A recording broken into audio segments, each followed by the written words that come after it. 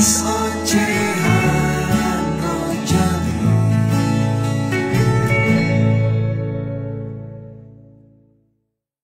Halo, ketemu lagi dengan Ocehan Rojali. Kali ini gue seperti yang gue suka. Gue lagi ada di kamar gue. Kamar yang selalu menjadi saksi bisu atas semua yang sudah gue lakuin. Gue mungkin gak punya cukup dana untuk membuat ini jadi studio. Jadi gue seadanya saja. Tapi yang penting ini adalah tempat unek-unek gue, di mana unek-unek gue ini biasanya gue keluarkan dalam bentuk monolog.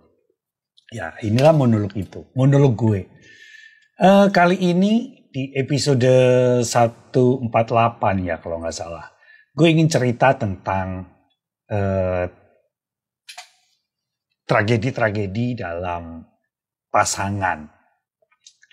Jadi gue baca satu berita di detik.com ya, bahwa di Connecticut gitu ya, sekali lagi di Amerika. Gue belum cerita yang di Indonesia nih. Ntar gue cerita sedikit tentang Indonesia dan lucu juga itu. Jadi ada seorang wanita yang bernama Donna Marino. Ini kayaknya orang Meksiko deh, ada turunan-turunan Spanish gitu. Cuman bukan yang kayak Salma Hayek ya.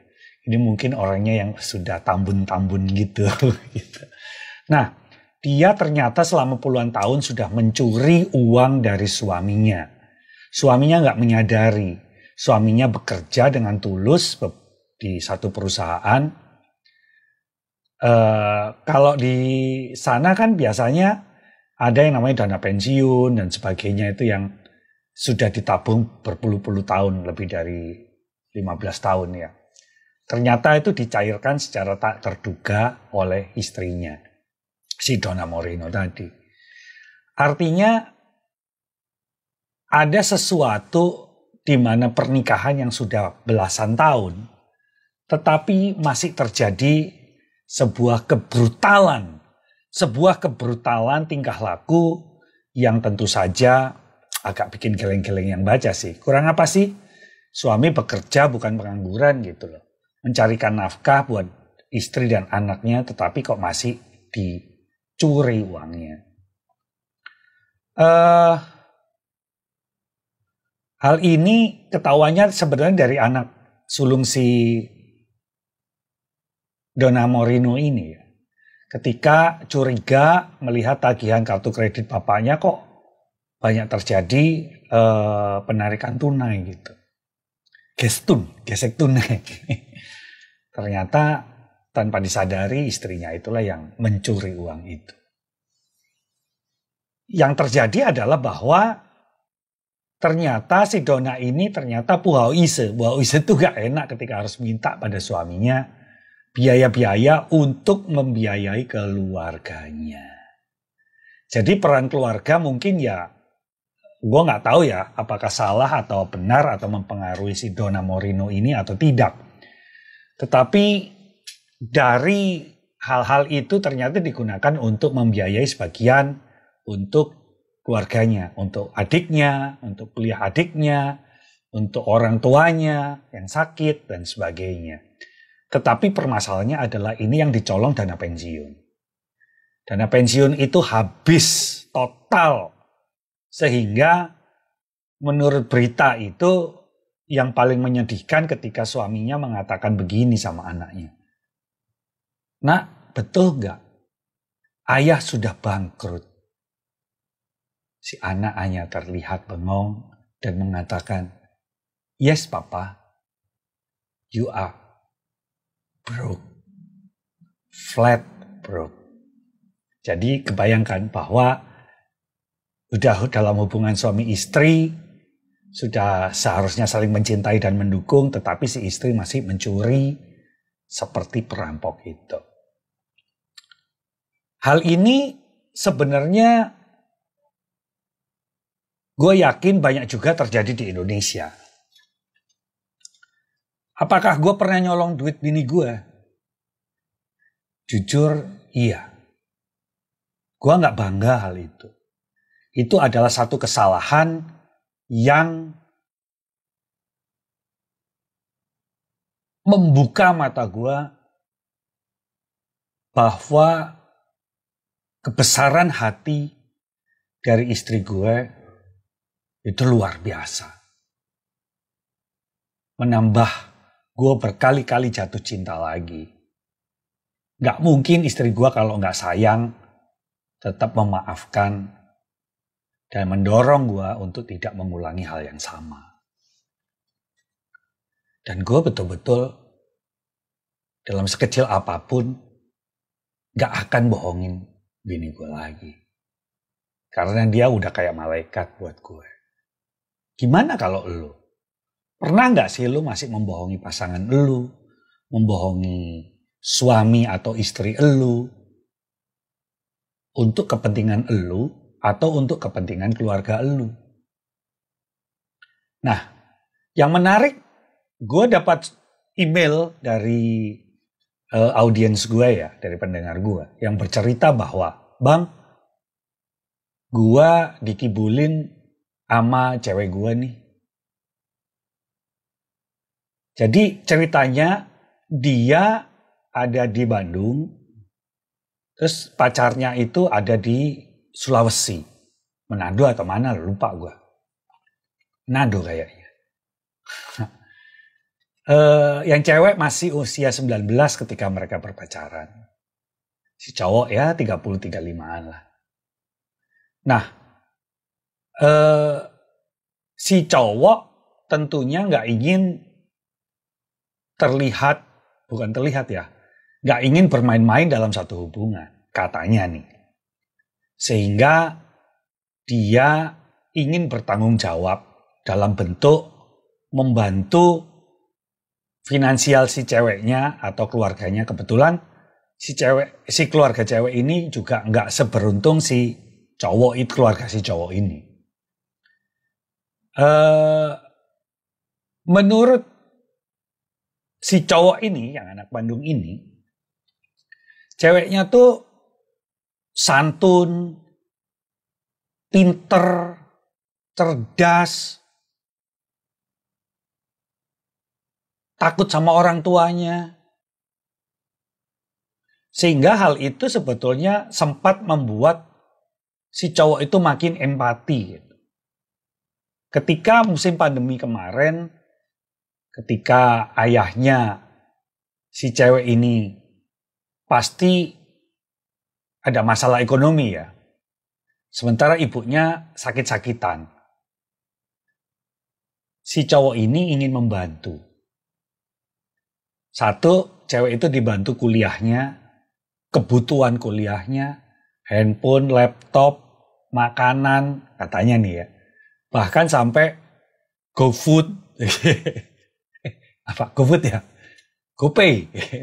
Nah, sedangkan untuk ayahnya, dia membantu untuk membelikan bis. Walaupun nggak keseluruhan gitu ya, tapi lumayan juga lah. 35 atau berapa lah. Dan setiap bulan si cowok ini selalu ngirimin si cewek itu. Supaya cewek ini nggak kesulitan, nggak kesusahan. Bapaknya juga nggak kesulitan dalam mencari nafkah. Ibunya yang sakit-sakitan untuk biaya ke dokter, beli obat, selalu dibantu. Si cowok ini pastinya menurut dia nggak punya tendensi apapun. Karena dia sayang, maka dia juga bilang, Bang, orang sayang itu kan nggak hanya kata-kata atau diajak ke sana kemari, dibeliin minuman boba. Tetapi kan harus berbuat nyata, melakukan sesuatu yang berguna baik untuk si ceweknya ataupun untuk keluarganya. Menurut cowok itu bahwa kalau dia menerima cewek itu, dia juga harus menerima keluarganya juga apa adanya. Sehingga dia membantu. Tetapi disinilah masalahnya. Ketulusan dan kepercayaan menjadi tidak berarti. Kenapa? Karena pada saat si cewek itu ulang tahun, disitulah ketahuan melalui medsos kalau si ceweknya selingkuh sama gamers yang sekota di Manado itu katanya. Pertama nggak ngaku, akhirnya disuruh pilih dan dia tetap milih si cowok yang Bandung ini. Tapi berkelanjutan kemudian ternyata kejadian itu terjadi lagi. Padahal kalau dihitung-hitung kata si cowok Bandung ini dia sudah habis lebih ratusan juta, lebih dari 250 atau sampai 300 juta katanya. Kata cowok Bandung ini bukan masalah uangnya bang. Tetapi kok anak masih muda, pinter, punya masa depan yang seharusnya bisa dibangun, malah hancur gara-gara perselingkuhan, kebohongan di usia yang sangat muda. Gue ketika baca email itu dan akhirnya gue ngobrol di grup ya. Gue bilang bahwa cinta boleh, sayang boleh, bodoh jangan. Kecuali lu punya hati yang besar, punya hati yang lapang, dan memang lu benar-benar tulus, gak mikirin apapun. Tapi gue tahu bahwa lu pasti tersakiti. Nah, di Indonesia, penipuan yang dilakukan oleh seorang gadis muda, pelajar dari usia SMA ya, 18-19 tahun, bahkan sampai kuliah, semakin merebak. Itu hanya di situ. Bayangin, seorang cewek masih muda, sopan, harus melakukan penipuan, harus melakukan kebohongan-kebohongan yang akhirnya menjurus ke tindakan pidana. Bagaimana dengan orang-orang yang seperti Donna Morino tadi di Indonesia? Banyak. Selingkuh dengan lelaki lain. Menghabiskan uang pasangannya untuk pacaran dengan selingkuhannya. Dan ini terjadi di mana-mana di Jakarta, di kota-kota besar, ataupun bahkan di pedesaan pun terjadi.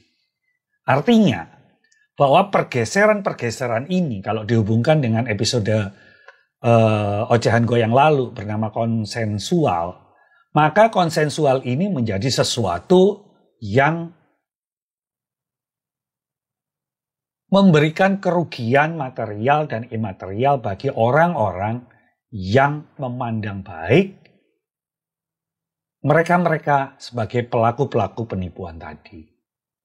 Semoga apa yang gue omongin kali ini bisa menjadi sedikit pikiran, perenungan. Sebab apa?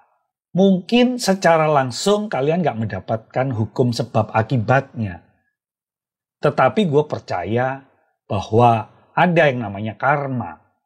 Ada yang namanya pembalasan.